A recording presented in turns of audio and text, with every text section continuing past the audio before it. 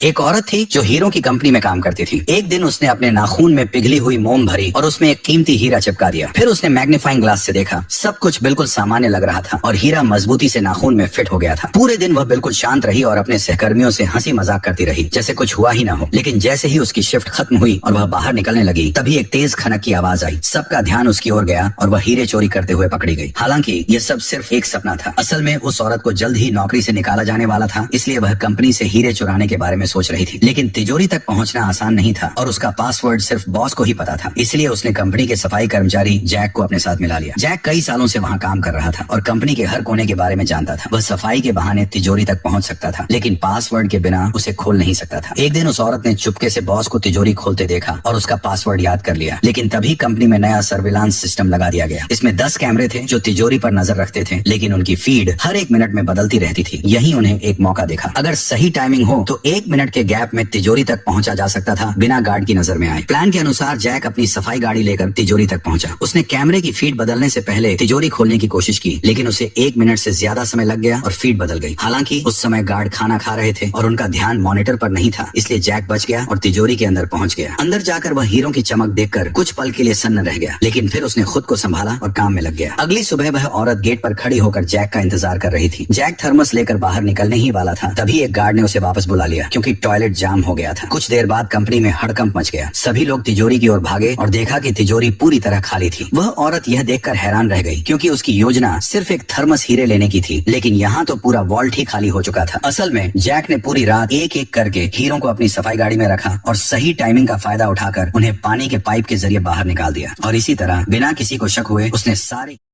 Like and subscribe, please, and share.